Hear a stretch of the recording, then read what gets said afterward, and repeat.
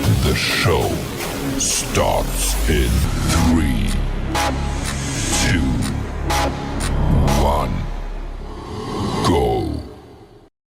Good morning, CaneSport. It's August the 27th, 2024. I'm Gary Ferman, the publisher of CaneSport.com, joined once again this morning by the people's favorite, Matt Shodell, our managing editor, as we discuss the news of the day. Presented today by Caneswear, your number one Canes destination for merchandise to get yourself ready for the season.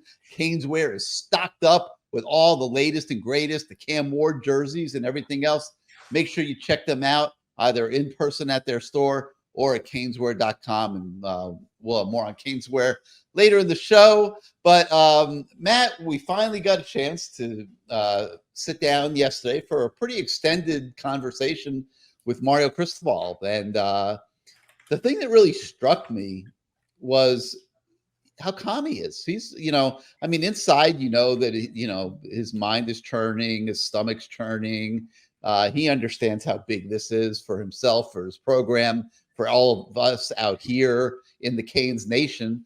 And, he has methodically gone about building this team, and now he's got to get them ready to play. And it's easier said than done sometimes, okay? You got 41 new bodies coming into this program that had to be integrated into the culture. Shannon Dawson told us he had never seen a culture like this before in his travels in college football. He had to get integrated himself because he finds it unique in that sense. But there's a lot of moving parts. Now it has to come together. Saturday, 3:30. Nobody really knows what's going to happen. They hope what's going to happen. But Mario seemed pretty calm about it all to me. Your thoughts? So we're entering week 1, and in the past, but pre-Mario, the pre-Mario Cristobal era. So there's a media culture. Mario Cristobal built a football culture. He's also built a media culture because for the first time I can remember, no reporter even bothered to ask, "Hey, coach, have you decided a starting left guard?" "Hey, coach, who are is Akeem Messidor a starter? Hey, coach, are there any, can you update us on any potential injuries, including, rumors that JoJo Trader got hurt?" Nobody knows he's not answering those questions. Correct. But what's a reporter's job? A reporter's job is to ask the questions. People ask the president plenty of questions they know he's not going to answer to, right? I mean, that's your job as a reporter. Ask the questions so that way he wouldn't even tell us who the coach is that's designated to help him with time management. I was going to get to that. The reporter's job is to ask the question in a press conference setting so fans, outside people can see that at least you did your job. If the coach thinks his job is to not give any information, that's 100% fine.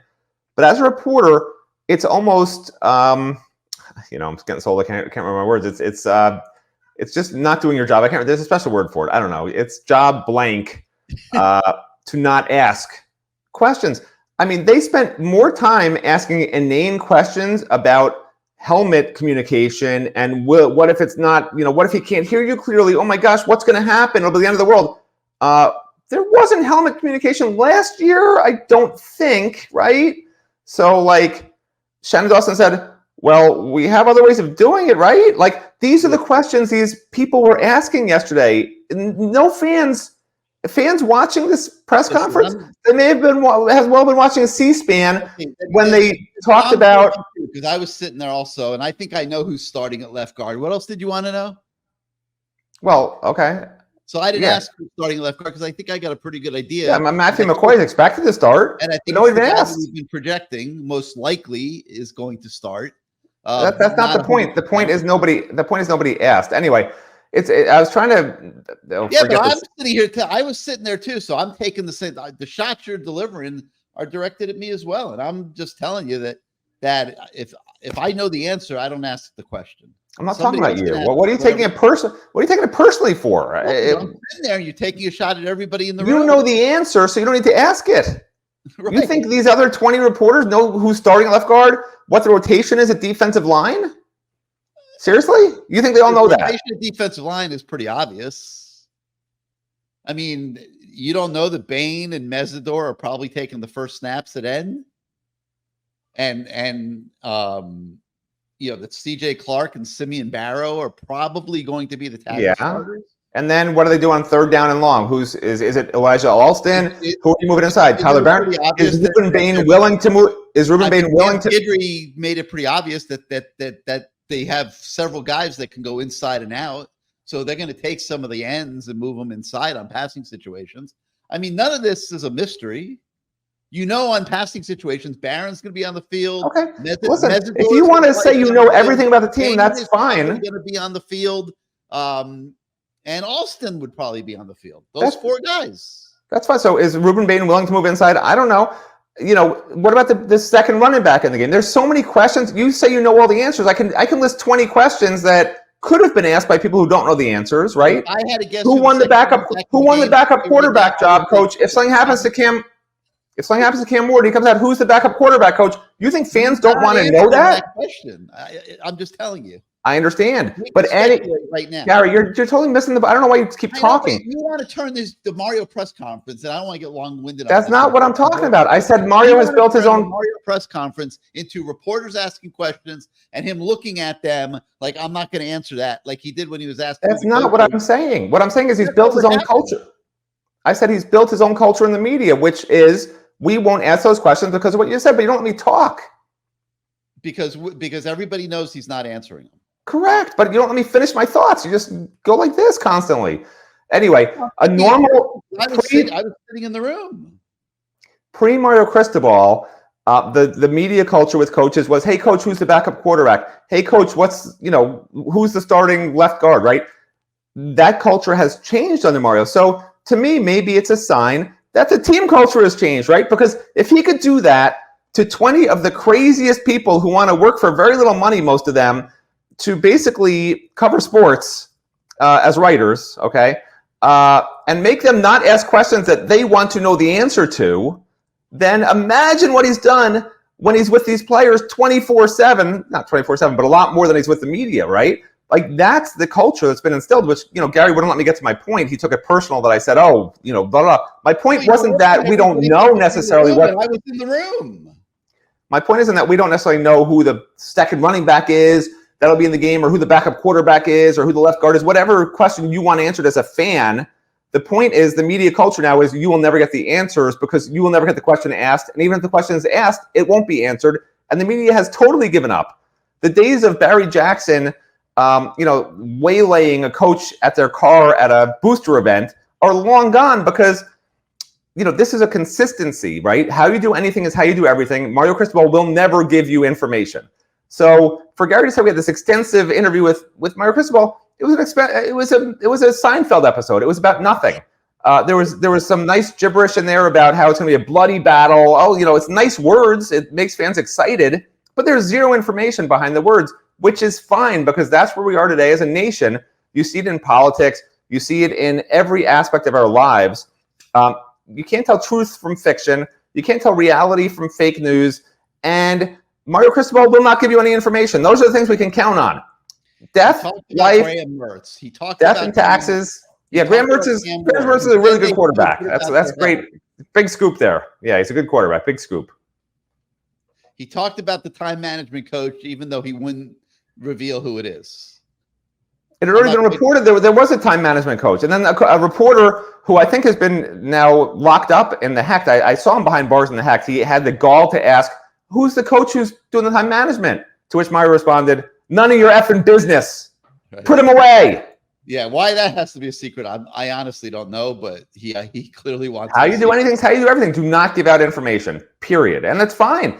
I think a lot of fans actually like this. They feel like, why do we deserve information, right? Maybe we don't. Because if it helps Miami win a game, and Mario Cristobal obviously thinks it does, or he wouldn't do this. He's not just a jerk. He's actually a nice guy. I know him personally. He's not doing it to be a jerk. He's doing it because he thinks it will help Miami win. The bottom line, and that's fine. That's what it should be. Those that are interested and aren't turned off by Matt's commentary, Mario talked for 17 minutes about nothing. Okay, but if you're interested in hearing him talk about 17 minutes about nothing, we've got articles on the website. We got a video you guys can watch. and you can hear what he had to say. But he came across to me as very calm. Like he seemed very confident in his team. Actually, I can't remember the exact quote, but actually basically said that he is looking forward. When hasn't he been calm exactly? Can you tell me your examples of when he was stressed out, like not calm? There were times, I think, in the last 2 years where you would say he was not as calm. All right. He always seems pretty like intense to me. I don't know if calm's the word. I think intense is the word you use. I don't think he ever seems stressed out. He just always seems very focused, intense, and that can come off as calm because he has a very plain. You can't read his face, like a poker face. That's generally how he was. It's how he was again yesterday. I mean, I didn't see a difference, but you know him very well also. So. All right, I'm going to tread carefully to the next subject because we've got the cranky Matt Shodell this morning. I have no idea what's coming next, but we're gonna move on to Shannon Dawson. Okay, I asked Shannon. I did ask what I thought was a good question. He had some pretty decent talent that 1 year at Houston. They put up monster numbers. You might remember off the top of your head what the numbers were, but just monster numbers offensively. Now, the thing that's interesting that he made very clear was that the running game is different here. He's using, Mario Cristobal and Alex Mirabal come with the Alabama running game.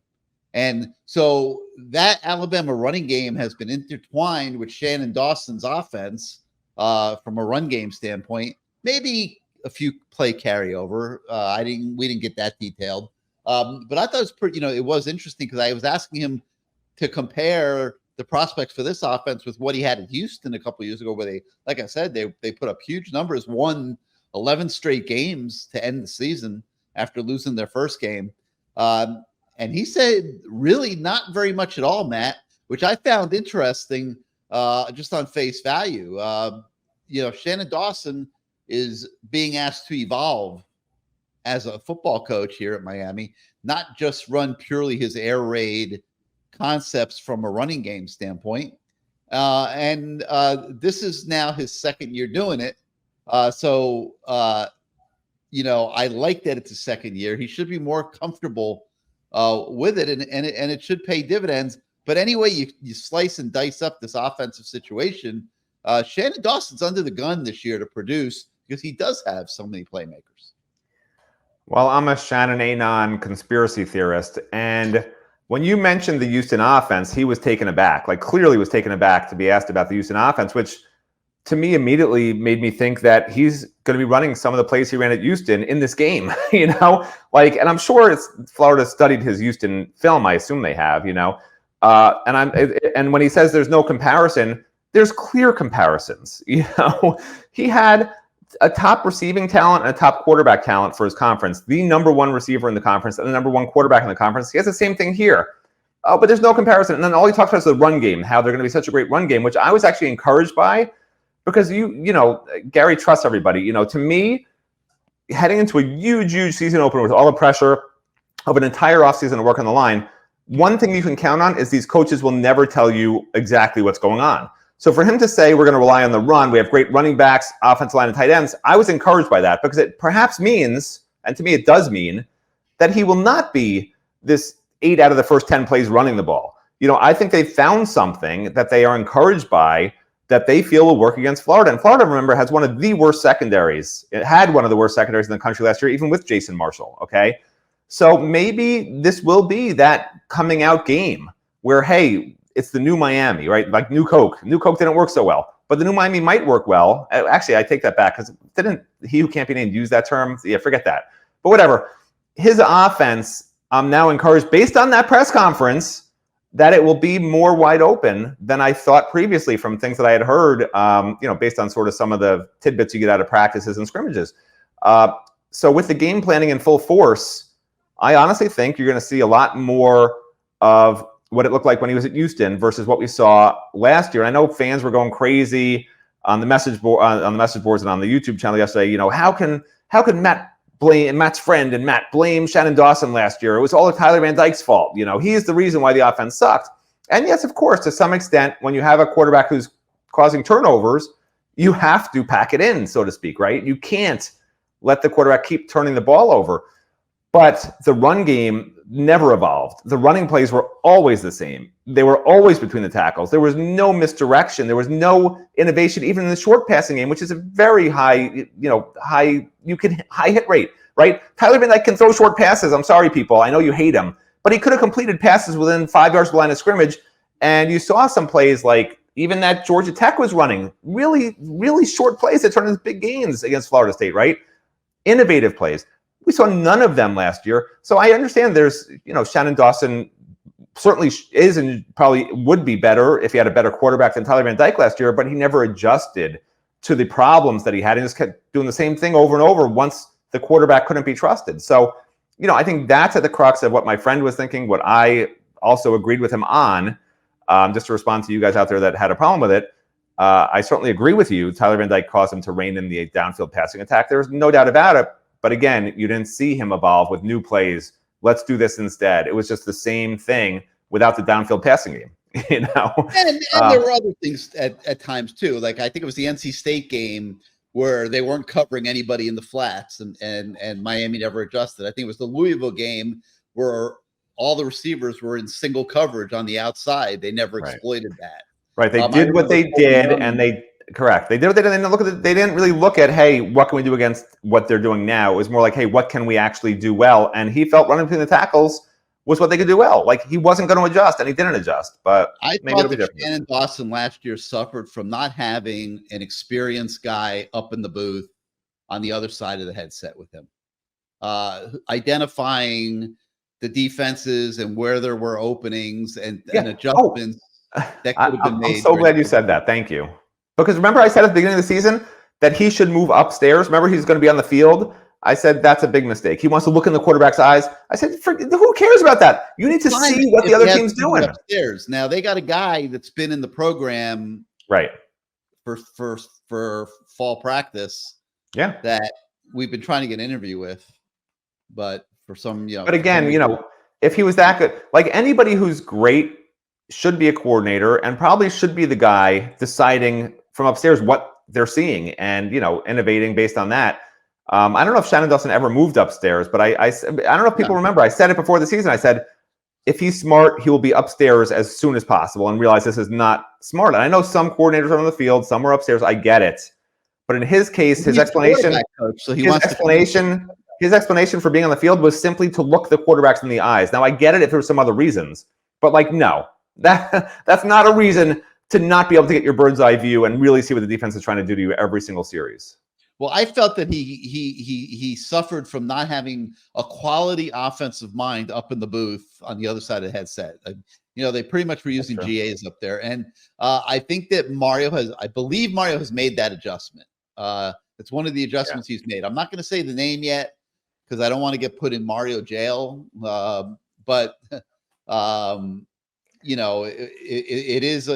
We believe it's a very experienced guy. He's been out on the practice field all fall. And if he is the guy that's up on the booth on the other side of the headset with Shannon Dawson, that is going to be a huge, huge improvement for Miami on game day, I think.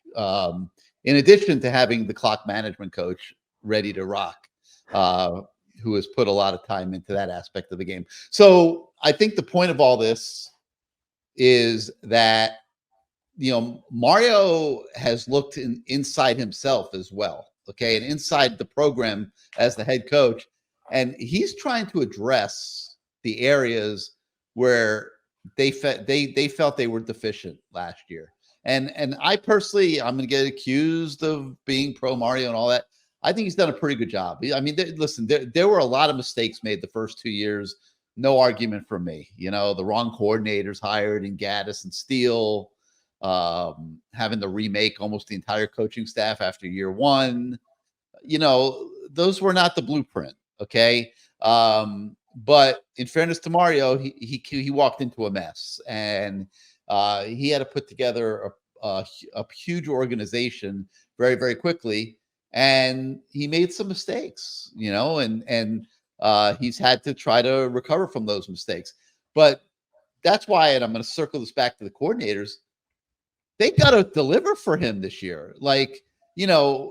and it wasn't just Shannon Dawson. Like, we're not sitting here picking on Shannon Dawson. I mean, Lance Guidry had a pretty good year last year, but they lost the North Carolina game because they weren't ready for North Carolina's up-tempo offense. That's inexcusable. Okay. So, like, you know, Mario has, to me, and I'll actually be writing about this later in the week in my preseason column, but like, I feel that Mario, as a CEO head coach, a guy that's taken the bulk of the recruiting on his back, has done his job in terms of putting this team together. I mean, 41 new guys. We know how much quality we think they have. It's going to have to be proven Saturday at the Swamp.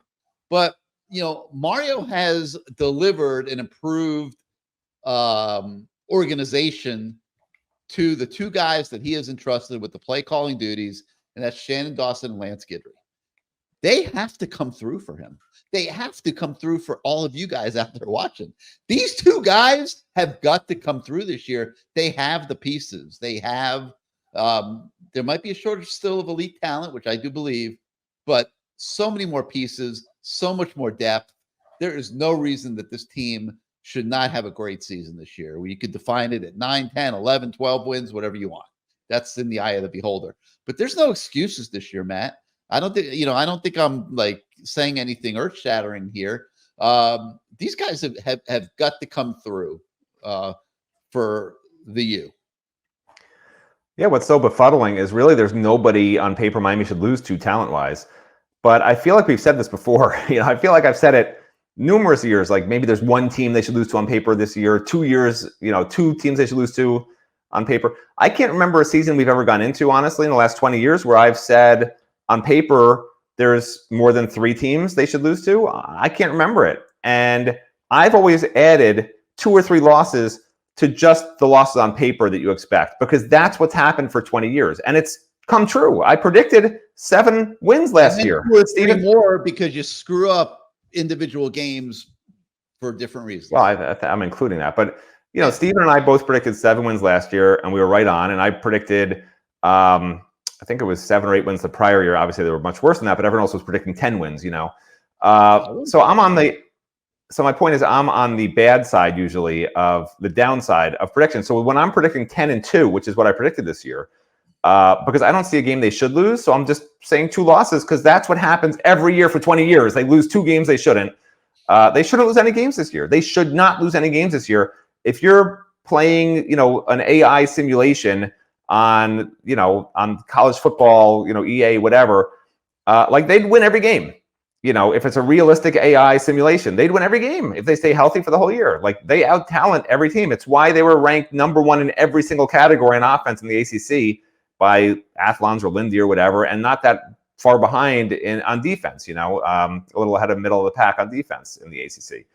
So it's a strange year because there's a bunch of fans who are, like me, just Debbie Downers, miserable losers. And there's a bunch of fans that are like, Gary, just delusional and pie in the sky. And why wouldn't it be 12-0? Because, they're better than everyone else. And for 20 years now, who cares? History never repeats itself, right? So maybe this is a new start for the program, because you see programs like Florida State, like Texas, that have sort of gone through their trials and tribulations, and they emerge on the other side, and it's all rainbows and Cocoa Puffs. I'm ready to eat my Cocoa Puffs. And I would love to have my Cocoa Puffs, but I'm just not going to believe it until I actually see it. And I will start to see it against Florida, with the caveat that I thought I started to see it against Texas A&M a year ago. So the other big thing to watch for in the Florida game isn't just, hey, Miami won.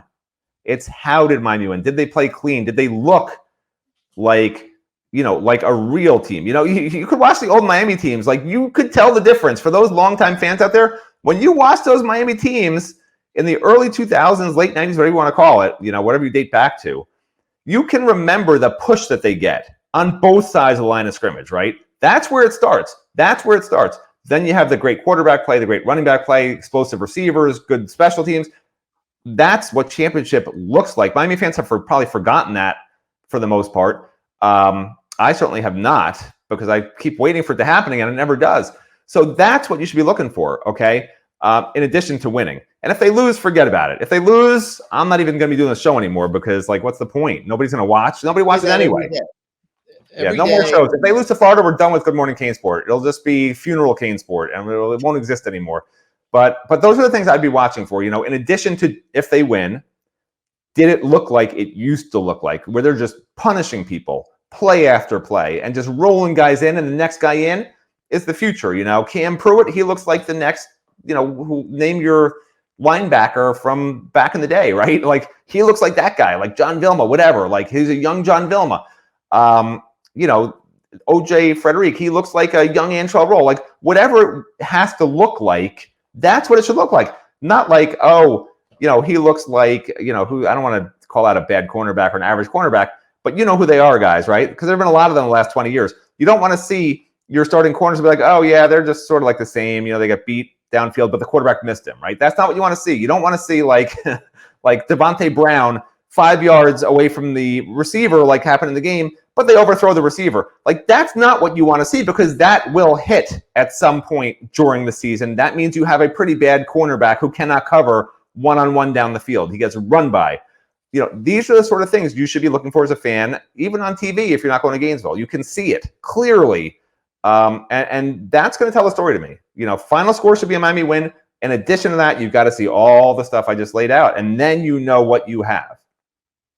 All right, so before we continue, let me point out a couple things. Well, first off, if you're watching on YouTube and you like the show, hit your subscribe and like buttons. It does help us with the algorithms in growing our audience. But today is day 2 of our CaneSport kickoff sale. For those of you that are not yet subscribers to CaneSport.com, today, it's supposed to end after today. I'm working. We might extend it to tomorrow, but this is a very, very, very short sale. You can get an annual subscription if you're a first-time subscriber for 50% off. And we like to offer promos to our first-time subscribers. Why are you putting it in the middle of our faces? It looks ridiculous. Why don't you take the whole screen? I can't place. You couldn't take the time to build a whole one all the way across the screen, so we just look like we're like Martians. It doesn't let me place it, so I'll get rid of it. What's with you? But you know, if the Miami Hurricanes function like this ad, we are in big trouble on Saturday. Be quiet. I'm trying to pay your salary, okay? So listen. You're paying me? Hey, this isn't. What do you mean you're paying me? What are you talking about? Can you write that down for me? I want that in writing. 50% off an annual subscription for new subscribers. Please, please, please, if you don't yet subscribe, your subscriptions literally allow us to do what we do every day. Like Matt, I don't even want to begin to guess what Matt would be doing if it weren't for your subscriptions, because I wouldn't be able to afford to pay him to work for CaneSport.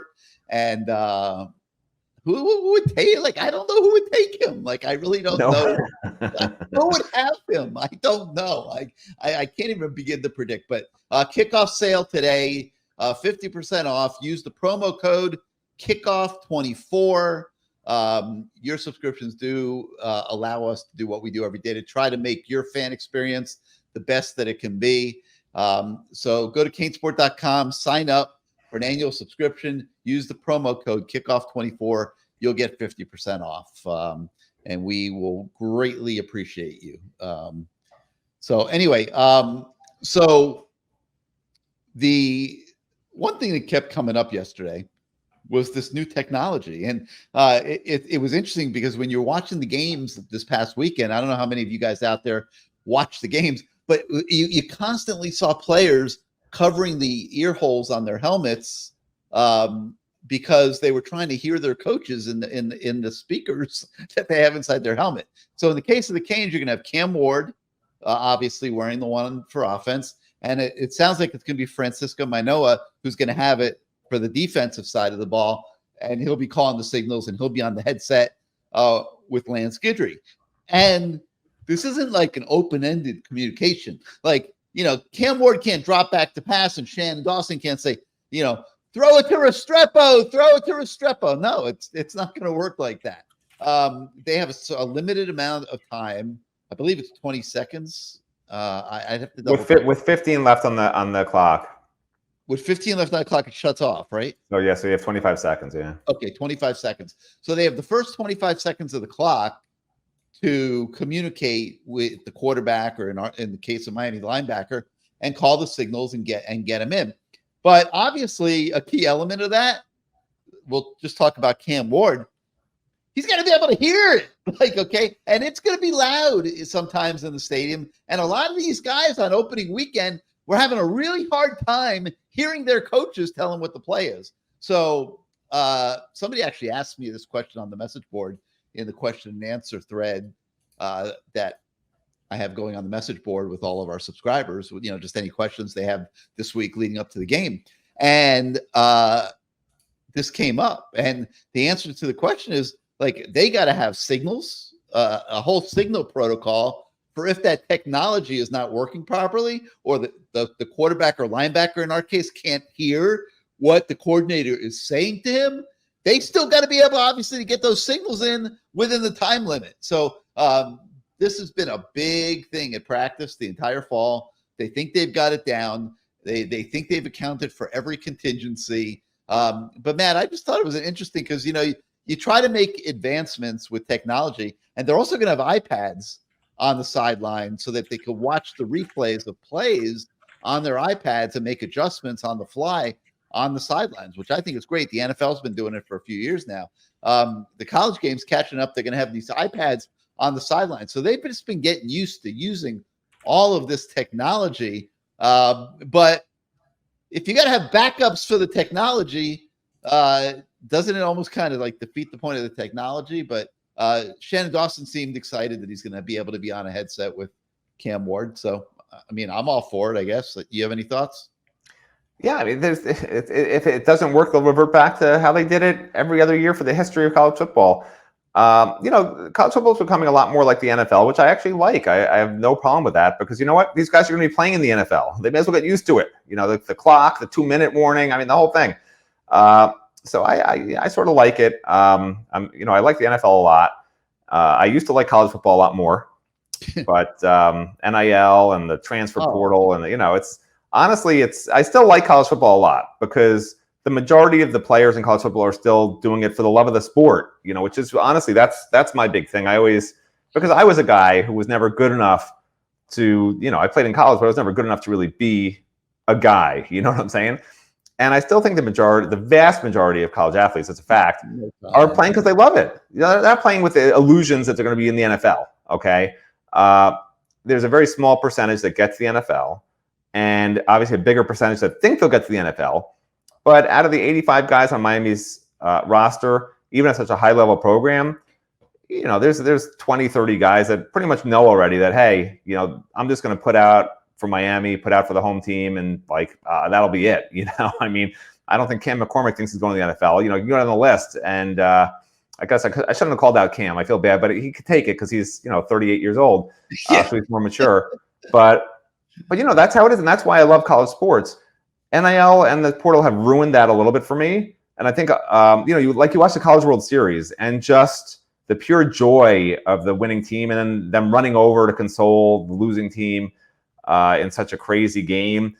That's sports. How often do you still see that genuine excitement in college football compared to how it used to be? When Miami won its first national championship, that was just a bunch of guys having fun for each other. Not, hey, I got my 10 sacks and now I'm going the first round or or whatever it is. I'll never forget Jalen Phillips in that freaking bowl game, just running right past the running back, trying to get sack after sack after sack. That's what bothers me. And as great as Jalen Phillips is, there's so many, and I shouldn't call him out specifically because there's so many guys that do the same thing. That's what makes me crazy. I can't stand selfish play. I'm big on camaraderie and teamwork. You can't tell from this show with Gary because he's impossible to work with, but I'm big on teamwork and camaraderie in general. And you just don't see enough of it anymore in college sports, in college football in particular, I should say, not college sports, because a lot of the other sports, even in college baseball, most of those guys just know they're doing it for fun. They're putting in the time away from their family, girlfriends, schoolwork, for the fun of the game, the love of the game, having teammates that you can work with. It's a fantastic experience. And I'm so glad that I was able to play baseball from growing up to, until a couple years in college. And that was great for me. I think it's really rewarding. It's why I put my son in a basketball league when he was younger, even though he refused to play. I said, you know what? You don't work well with others. You need to learn teamwork. I'm not saying which son, so he doesn't get thrown under the bus. And like he would intentionally fell out of games because he didn't want to play. But he learned by the end of the season that, his teammates cared about him and they tried to help him. And I think he appreciated it. And I think it helped him in the long run. Even when I'd yell in the second quarter, hey, you got 4 fouls, be careful. And as soon as I say that, he grabs the kid in front of him who doesn't have the ball and throws him onto the ground so he can get out of the game. True story.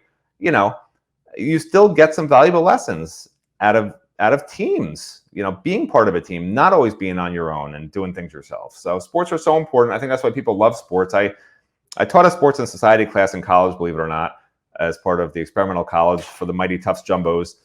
And, it's a really interesting for people who care about this stuff. I mean, dating back to the Greeks and the Romans and, people even killing each other for sport, I think you sent a paper from that. Yeah, I did. Yeah. When you applied for your job at CaneSport. Yeah, well, that was a paper I wrote about Antony and Cleopatra. I was a Shakespeare scholar as well, of course. So you can tell, of course, right? But that was about Antony would constantly be going back from Rome to Egypt, and I had the sea as the net, and he was a tennis ball just going back and forth, being played back and forth by these various forces. That was the paper I sent you. But no, I mean, sports is ingrained in us as a species. We're a competitive species, and there's nothing better than having your team that you support win.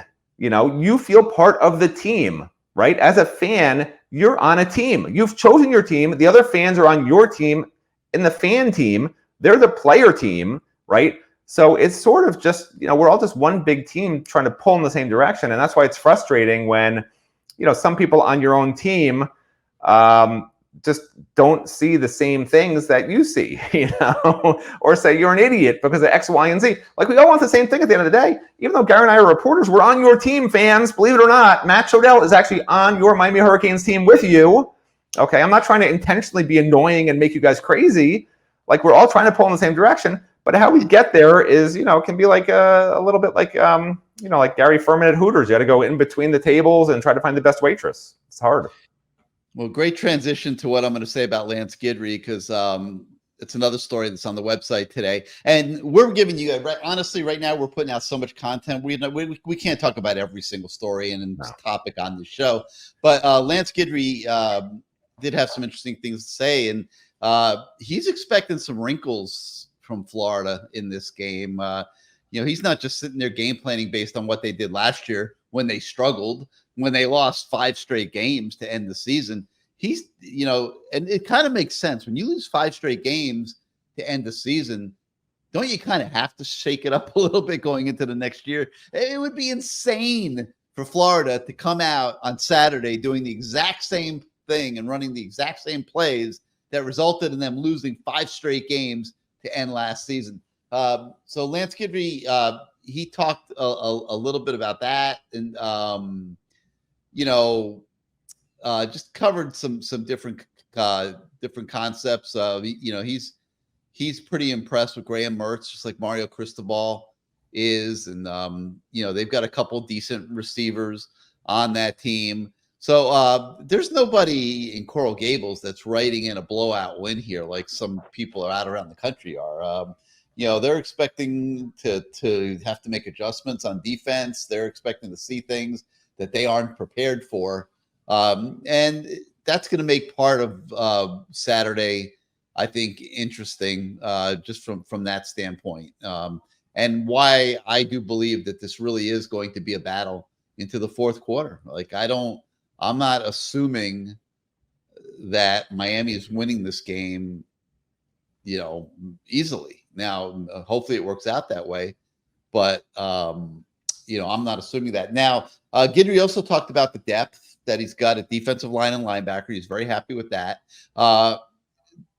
In the defensive backfield, they're still looking for guys to emerge. And one of those guys that's had a really good fall camp is O.J. Frederick. He's a freshman cornerback.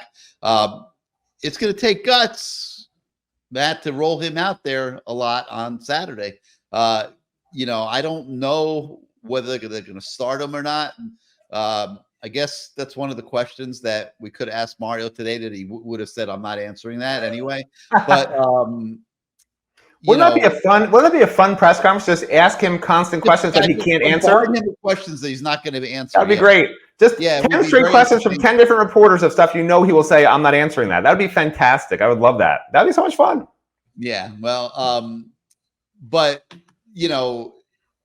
we don't know what the rotation is going to be in certain spots and stuff, but he's definitely one guy that has stepped up this fall and earned some playing time. So be on the lookout for that.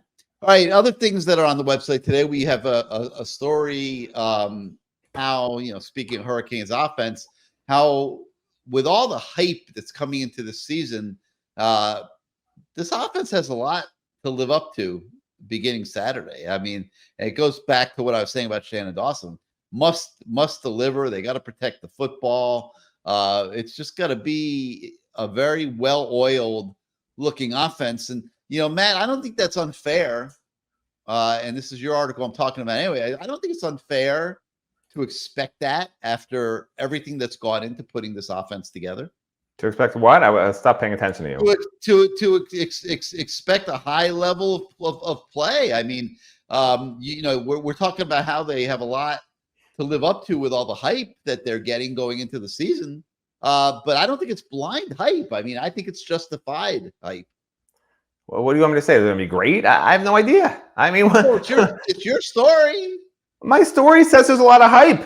I mean, there's no data points to suggest that it's going to be an amazing offense or the same damn offense we saw yesterday. I mean, listen, Tyler Van Dyke threw interceptions. Cam Ward could fumble the ball. Like, that's his history, right? Damian Martinez is great, but will the offensive line be any better than last year? I don't know. They lost two guys who are pretty good. Matt Lee and Javion Cohen. And you got to hope that Zach Carpenter and Matthew McCoy are as good or better, or, and then the other three guys should have gotten better hypothetically.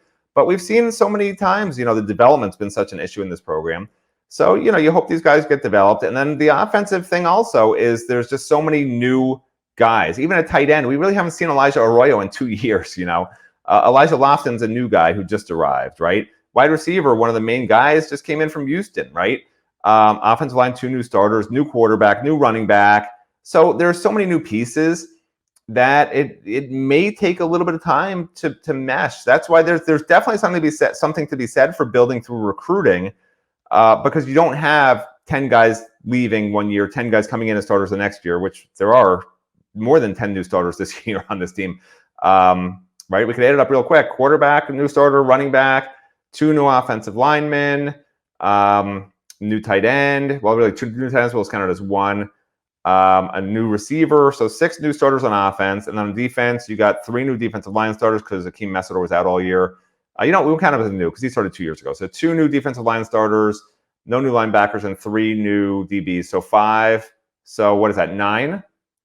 5 plus 4 is 9, right? 9 new starters. So yeah, about 44% of the team, or 43%, whatever it is new starters. You can't really have that every year and have that be your formula for success, which is why I think that Mario's doing it really well in recruiting. Is just those guys have to be developed.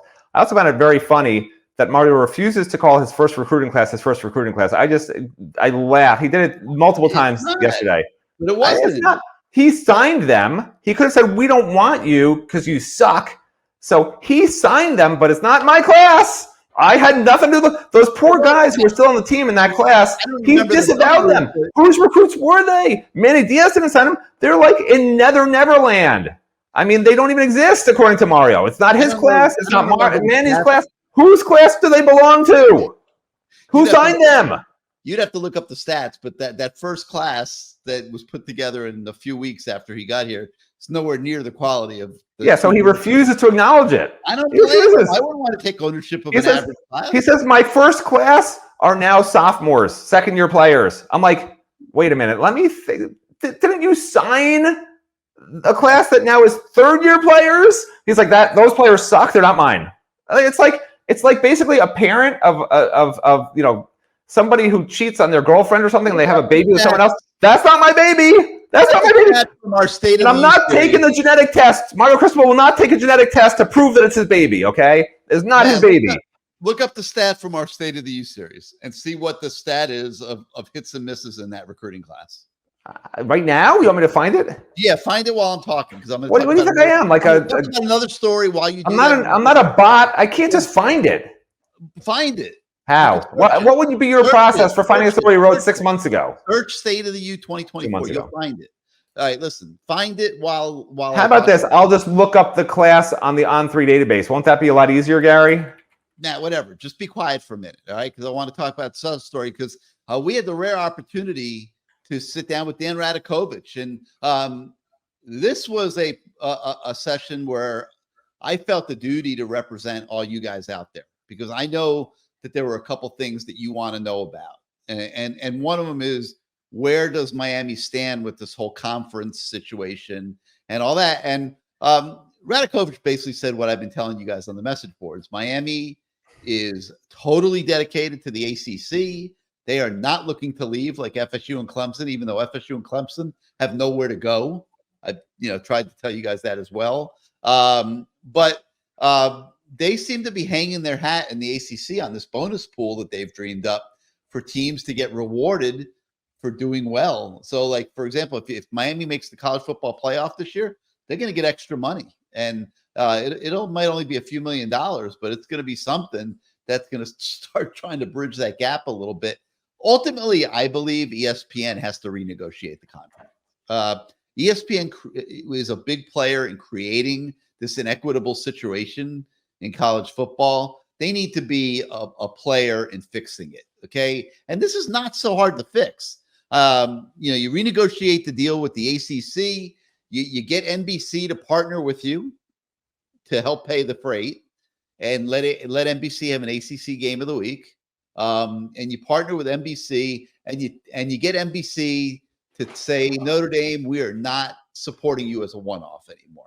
Okay, that's the whole problem with college football. It's Notre Dame. They're being supported as a one-off. If you make them join a conference and it becomes the ACC, which makes the ACC stronger, much more in the direction of the Big Ten and the SEC, and the TV dollars, become equitable or close to equitable. Now you got 3 super conferences, and the Big 12 can figure it out from there and keep trying to improve itself. They're making this way more complicated than it needs to be. But we did get a chance to talk to Dan Radakovich, and I did ask him that question because I knew that you guys would be interested. I also asked him the question, another one I knew you guys would be interested in. Are there any more series with Florida after this home and home this year, next year, in the works for the future? No, the answer was no. But he did say he is going to talk to Florida's athletic director while he is in Gainesville this weekend and try to convince them to schedule another one. It's a game that means so much to the fans. I'd like to think of both teams. This was one of the greatest rivalries until the Gators became chickens when Miami got good. And they trumped up some excuse to not play the game anymore. And, we've been sitting here now without this an annual occurrence for a couple decades. It's ridiculous. So I don't think we'll ever see it every year again. But it was interesting to hear that Dan Radakovich will be working on that while he's in Gainesville this weekend. And he talked about some other things. You guys can check out the story. But I did want to bring some attention to that here this morning. All right, before we go back to Matt to tell us about the 2022 recruiting class, let's hear from our sponsor, CaneSport.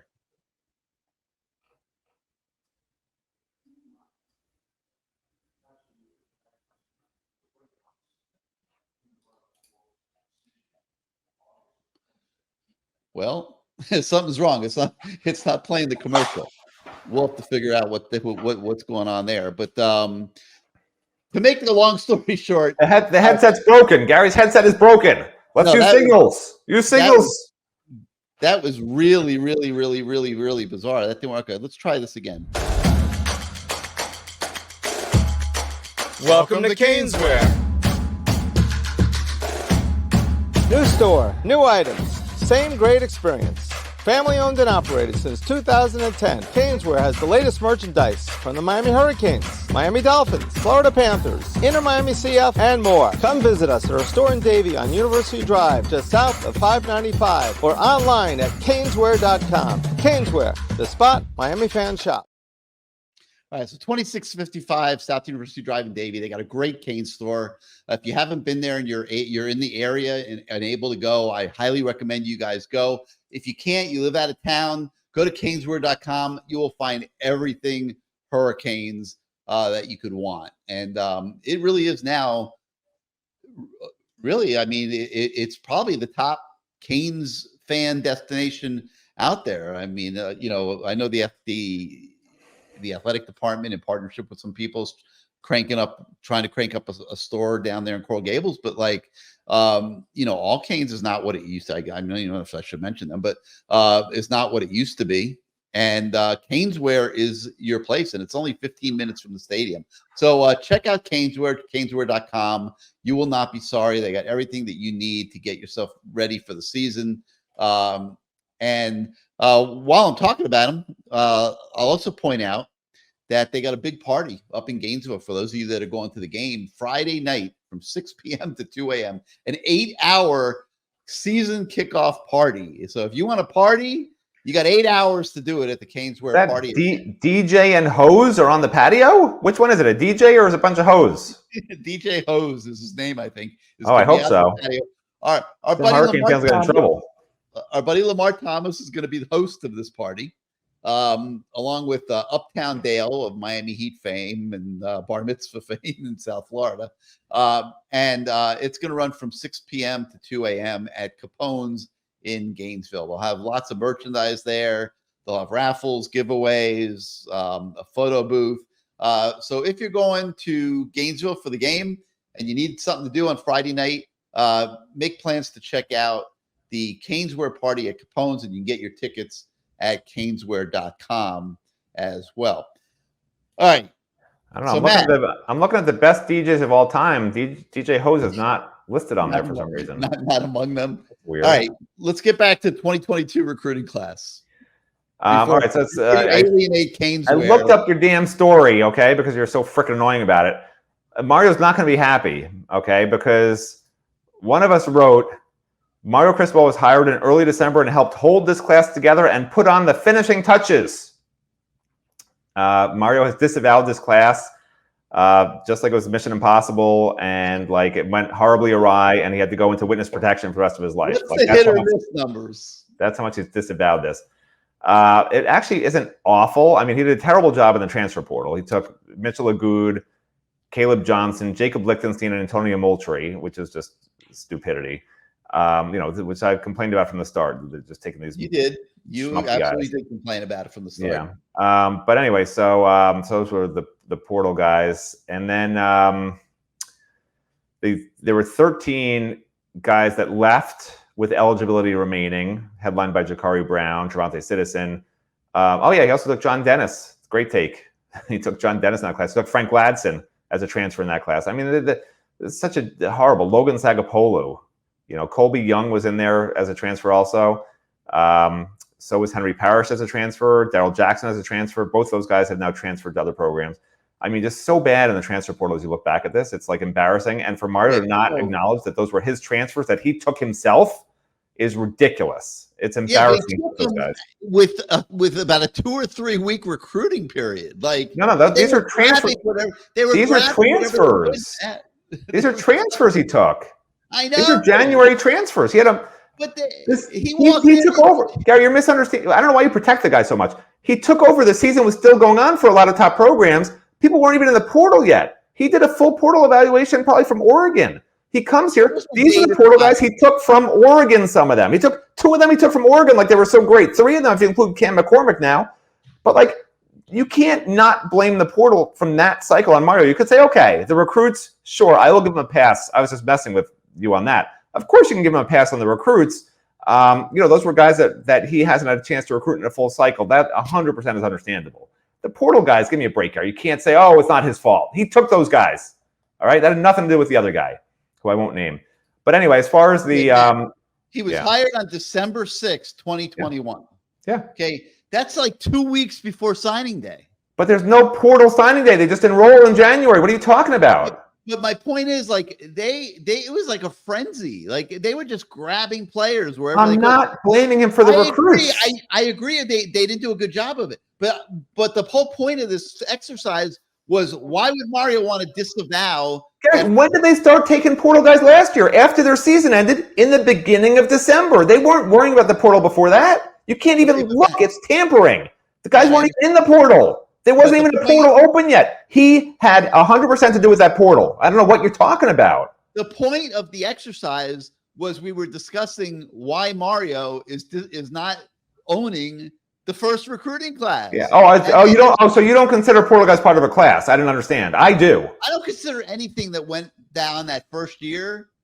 I mean, they didn't even have a staff set up to recruit. Like, they were hiring coaches. They were putting a whole organization together. There were no proper evaluations made. They were just I can make excuses. Players. Yeah, I can make other excuses for him for the other misses he had after that. Like, whatever you want to say is fine. There's no excuse for any misses in year 2 and 3. Sure, you blame the coordinators. Josh Gaddis couldn't recruit, and neither could the other guy. So, yeah, that's his excuse there. It wasn't his fault. It was the coordinator's fault. They both sucked, had to get fired. I mean, I could make an excuse every year for him. Anyway, the recruits that were signed in that class, there are 6 starters on this team that were from that class. So, that's not too shabby. The Wesley Basainth, Inez Cooper, Darryl Porter, who was a transfer previously, by the way, from West Virginia. Inez Cooper was a Mario recruit, by the way.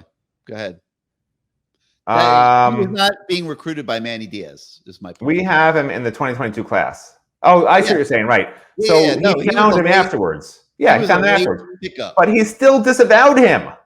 It's still in that class.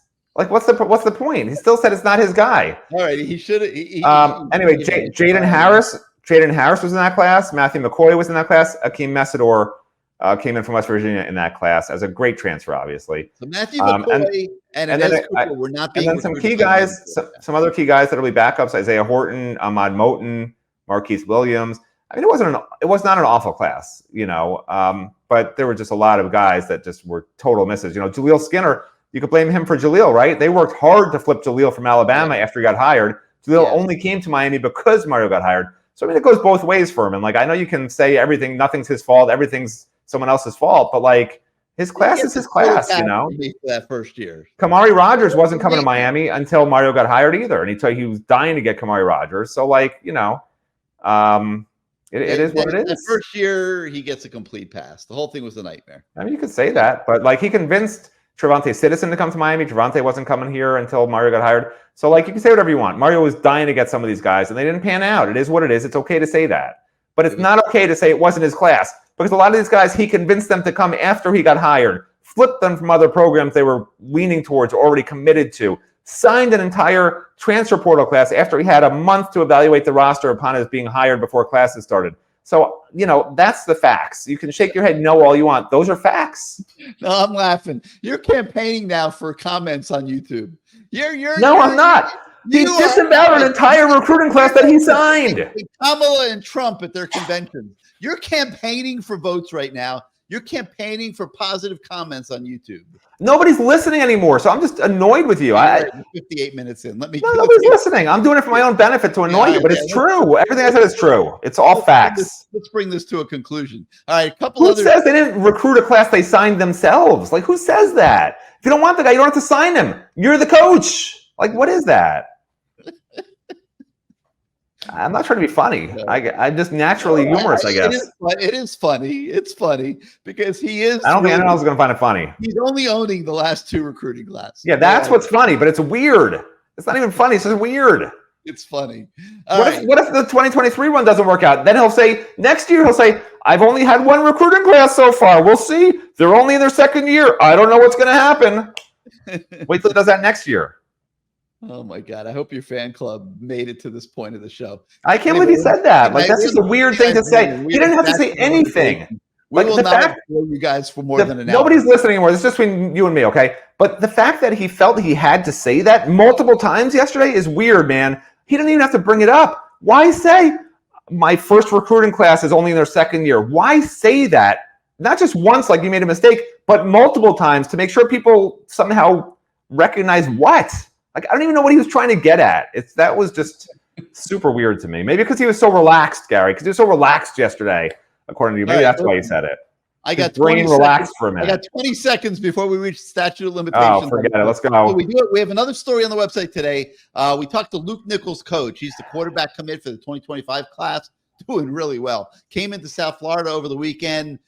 His team, his Milton High team from Georgia, they beat American Heritage on American Heritage's home turf. I mean, great win by Luke Nichols. He performed very well. And we talked to his coach about just where he is in his development right now. So that's a story you're not going to want to miss. Another recruiting story we have is on 4-star wide receiver Madden Williams. He's eyeing a fall visit to Miami. His relationship with the Canes continues to grow. He is from Bellflower, California. Make sure you check that story out as well. But that's going to do it for Good Morning CaneSport for this morning. We thank you so much for starting your day with us. Hope you made it here for the complete hour. Nobody made it. We right now. This long every day. This just happened organically. We did not do this on purpose. But again, if you're not yet a subscriber to CaneSport.com, get on over to the website and use the promo code Kickoff24. We'll give you 50% off your annual subscription. You will not be sorry. We really, really do work really hard every single day to make your fan experience the best that it can be. Tonight we have our season opening CaneSport live show. New format this year. Make sure you come and check it out. Yeah, I'm being forced to be on it, so don't watch. We are forced. Maybe if nobody watches, we can get me off the damn show. Hey, promise me, if nobody goes on that show, you get me off that damn show. I don't want to be on CaneSport Live either, by the way. We're gonna have fans coming in on webcams, and we'll have live chat going during the show. We're gonna take all your questions and topics. We're gonna have a lot of fun with it. We think the new format will be fun for everybody. So make sure you check it out. 8 o'clock tonight and 8 o'clock tomorrow night. We have the Lamar Thomas show debut for this year. So make sure you check that Everybody out. Watch that because I will not be on it. That's going to be a great show. Tomorrow night, Lamar Thomas, 8 p.m. Be sure you're on there. Yeah, you will not be on that one. So for Matt Shodell, I'm Gary Ferman. Thank you so much for starting your day with us. We'll see you next time, everybody.